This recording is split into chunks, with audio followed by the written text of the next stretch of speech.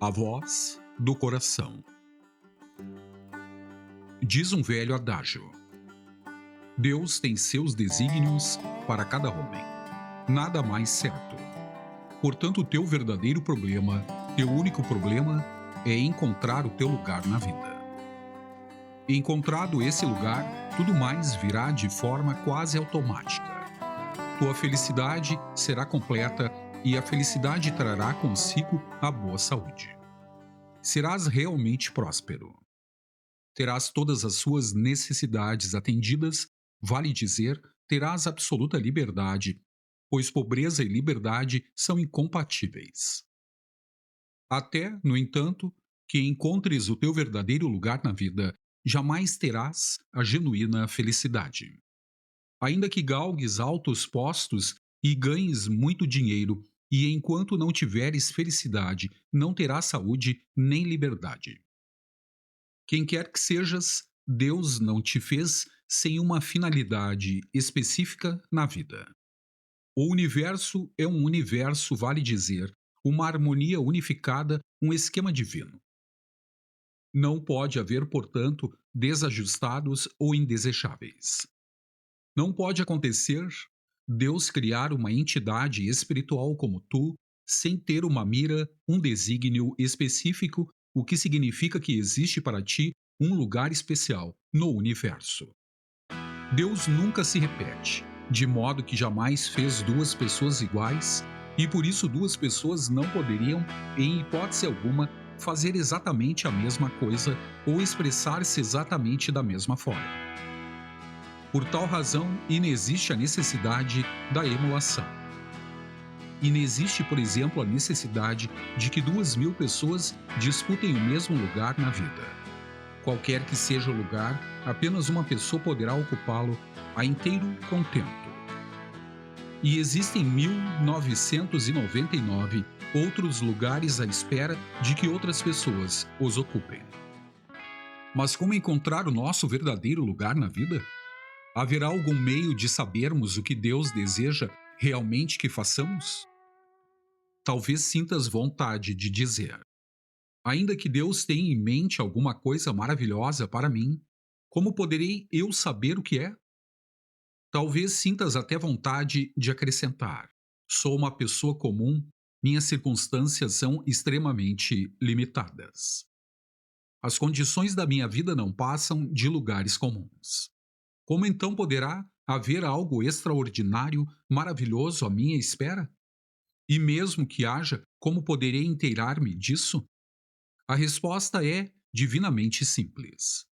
Em tua vida pretérita, reiteradas vezes, Deus sussurrou junto ao teu coração essa coisa maravilhosa que Ele deseja que faças.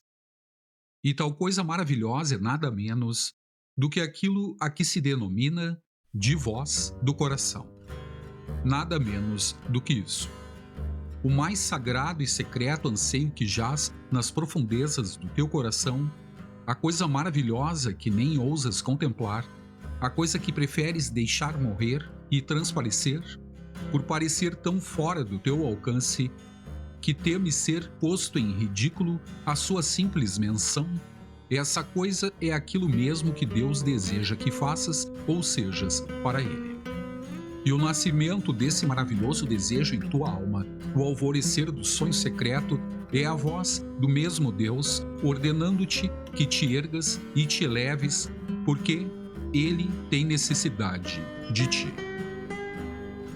Deus é a mente infinita e essa mente não cessa de buscar uma nova expressão. E tu, por seres humano, tens de representar um novo aspecto da expressão de Deus. Na verdade, uma expressão focal da mente infinita, tanto quanto uma lâmpada elétrica, pode ser considerada como um aspecto focal da manifestação da corrente elétrica. Aspecto focal da divina autoexpressão. Eis o que tens de ser. E se estiveres disposto a tanto, estarás cumprindo a tua sina, e tua felicidade e harmonia serão integrais, bem como teu desenvolvimento será perene e ininterrupto. Algumas pessoas, relativamente poucas, chegaram a colocar-se assim devidamente. A grande maioria dos homens vive às voltas com problemas de vários tipos. Quando alguém goza de perfeita saúde física, e como são poucos tais indivíduos, acontece então que os problemas financeiros os afligem. Ou talvez sejam problemas de família. Quando a saúde, as finanças e as relações domésticas são boas, pode ainda ocorrer um sentimento de frustração em outros setores. E seja como for, desde que uma harmonia plena não prevaleça e existe a frustração, e frustração significa dificuldades. A psicologia moderna começa lentamente a perceber que numerosas doenças humanas se devem à repressão mental, mas o nosso estudo acerca da verdade fundamental nos ensina que as dificuldades de todas as espécies representam na realidade a incapacidade individual de constituir-se em aspecto focal da manifestação de Deus. Costumamos dizer que somos infelizes, insatisfeitos, doentes ou pobres. Um fracasso. E trata-se tão apenas de uma outra maneira de dizer que não estamos permitindo a vontade de Deus agir livremente em nossa vida. Não estamos fazendo aquilo que Ele deseja. Estamos nos desgarrando ou tentando fazer aquilo que Ele não pretende e distorcendo a nossa alma no processo. É inútil culpar a providência pelos nossos problemas ou atirar a responsabilidade sobre os outros. O universo funciona em estrita obediência à lei, pois Deus é, entre outras coisas, princípio ou lei, e onde prevalece a lei, não pode existir o conceito de culpa. Quando infringimos a lei, sofremos as consequências, e nisso se resume tudo. Não se trata de uma questão de culpa ou castigo, apenas uma questão impessoal de causa e efeito. À primeira vista, isto talvez pareça duro, mas na verdade é o penhor da vitória final e da liberdade. Sem dúvida, a lei impessoal fere-nos quando contra ela nos insurgimos, mas pela mesma razão ela nos ajuda e ampara quando a acatamos. Pode-se considerar a alma humana como uma abertura através da qual a energia infinita busca uma saída criativa. Se tal saída for um canal desimpedido, tudo irá bem. Se, por outro lado, for de alguma forma obstruída, então a energia infinita, a força vital, será sustentada. E todos os tipos de pressões se exercerão sobre aquela alma. E estas pressões se traduzem em doenças, pobreza, medo, ira, pecado e dificuldades de todos os matizes. Estamos agora em posição de compreender aquilo que deve ser a verdadeira arte de viver. Deve ela resumir-se em manter desimpedido esse canal. E se assim o mantivermos, encontraremos a saúde, a prosperidade, a plena autoexpressão. As pessoas costumam esforçar-se grandemente por trazer saúde ao seu organismo, felicidade, sucesso à vida, colocar pendores artísticos ou literários ao seu alcance, trazer do exterior novas ideias e, claro está, fracassam continuamente, pois não nos é dado trazer alguma dessas coisas do exterior para o interior. O que acontece é precisamente o contrário. Tais coisas têm que ser liberadas a partir do interior. Em suma, não devemos construir de fora para dentro. Nossa tarefa é, no dizer de Browning, abrir caminho à eclosão do cativo esplendor. O presente processo pode ser ilustrado por um exemplo simples. Determinado homem está trabalhando em seu jardim, ajudado por sua filhinha. Esta encarrega-se de regar a grama com uma dessas mangueiras de borracha que de hábito se usam. Tudo vai bem até que a garotinha subitamente explode em desaponto. Papai, acabou a água. O pai lança um breve olhar de inspeção e responde-lhe com brandura: tira o teu pezinho de cima da mangueira. A criança inadvertidamente colocara quase todo o seu peso sobre o cano de borracha, cortando, destarte, a passagem da água de que necessitava. Claro que, tendo afastado o pé, a água voltou a correr livremente. 5 minutos mais tarde, a criança tornou a choramingar. Papai acabou a água outra vez. O pai verificou que ela estava pisando agora a mangueira com o outro pé e replicou: Bem, tira o teu pezinho daí. A criança obedeceu e uma vez mais a água jorrou livremente. Desta vez a menininha aprendeu a lição e não voltou a incorrer no mesmo erro, podendo terminar em paz o interessante trabalho que lhe cabia. A causa derradeira de todos os nossos problemas é exatamente essa. Por detrás de todas as causas próximas existe o mesmo erro primário. Nós costumamos agir como a menininha da história, costumamos colocar todo o peso da nossa mentalidade em cima do conduto de nossa vida e reclamar amargamente da falta de fluxo de água. O dever do homem é cuidar de sua energia espiritual divina. E quando ele o cumpre, tudo então lhe vai bem. Existe apenas uma energia fundamental no universo, mas tal energia nós podemos aplicá-la, seja construtiva, seja destrutivamente, uma vez que Deus nos dá o livre arbítrio. Quando aplicamos construtivamente a energia fundamental, agimos em consonância com os desejos de Deus e melhoramos a nossa vida em todos os aspectos possíveis, bem como colaboramos com o mundo de uma forma genérica.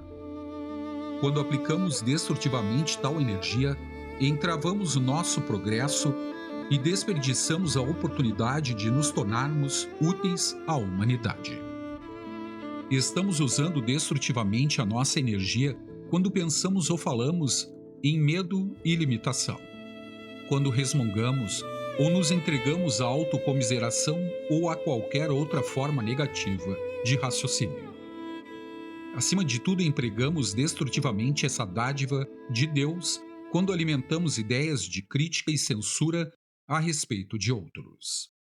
Amargura, ressentimento, orgulho espiritual são métodos particularmente desastrosos para malbaratar o grande poder, e por essa razão tais hábitos de pensamento provocam tão grandes embaraços nas vidas das pessoas.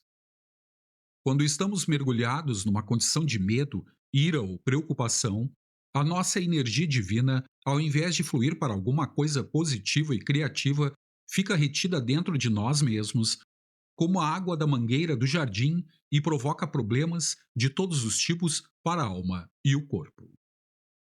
Entre mentes, a nossa real tarefa na vida se perde completamente de vista ou privada da força vital que a deveria nutrir, definha, e nós descambamos para a mediocridade, a pobreza e o fracasso. Por esta razão, insistem tanto os verdadeiros líderes espirituais na necessidade da motivação não egoísta, do perdão generalizado e de uma atitude de paz e boa vontade para com todos. Apenas por essa forma podemos conseguir aquele sentido de verdadeira harmonia e liberdade que possibilita o fluxo contínuo, através de nós, da mente divina. Apenas por essa forma podemos transformar-nos num canal aberto à passagem da energia divina, de modo que esta se expresse no ser que é o nosso eu. E esse estado espiritual de consciência em que a força vital encontra sua plena vazão essencial ao nosso bem, denomina-se tecnicamente de serenidade, e a serenidade, os grandes místicos não se fartam de proclamar, vem de dentro. Ela não pode ser imposta do exterior através da manipulação das condições ou circunstâncias ou através de qualquer atitude volitiva, mas só pode provir do fluxo natural e ininterrupto da nossa energia divina. É importante compreender também que, para fins práticos, a reserva de energia ao nosso dispor é limitada, de modo que o nosso patrimônio se desfalca sempre que algum pensamento ou atividade desnecessário vem nos desviar daquilo que realmente conta em nossa vida. Se as pessoas conseguissem compreender este fato, não se desgastariam tanto durante o dia. E se todo desperdício é tolo, Muito mais letal é malbaratar os nossos recursos em pensamentos unicamente destrutivos. Contudo, a exemplo de outras pessoas, conheci homens que contemplavam a priori as dificuldades, atraindo-as, assim, sobre si. São aqueles que costumam afirmar não ter sorte, que todos os projetos importantes irão ruir, que sabem estar gravemente doentes, etc. Quem compreende a lei do ser e o seu funcionamento não admite desperdiçar seus pensamentos, permitindo que a sua mente se ocupe com coisas inarmônicas, tanto quanto um homem de negócios não sonharia em atirar dinheiro à sarjeta ou no passeio público. No que respeita a Deus, a nossa reserva de energia divina é ilimitada. Não existe medida para a quantidade dessa energia de que podemos lançar mão e, por conseguinte, para as coisas que podemos fazer ou ser. Contudo, para fins práticos, permanece o fato de que só podemos sacar da fonte inexaurível, segundo a medida de nossa compreensão, da mesma forma que só podemos recolher a água do oceano na medida da capacidade do balde que tenhamos nas mãos. Se tivermos um dedal, poderemos recolher apenas um dedal de água do oceano. Embora a reserva de água do oceano alcance números incontáveis. Ao mesmo tempo, convém lembrar que pouquíssimos são aqueles que se beneficiam da energia divina na medida da sua compreensão atual. Quase todos se contentam em deixar o seu balde bem longe de repleto. Deverá estar claro agora para o estudante que o descontentamento não é necessariamente mau. Pelo contrário, é teu dever não se contentares senão com a harmonia e a felicidade integrais. O descontentamento só é mau quando na forma de desânimo, cinismo e desespero. Um descontentamento fundado em insucessos e frustrações constitui-se no incentivo para a superação dessas coisas. Sem ele jamais encontrarias o teu verdadeiro lugar.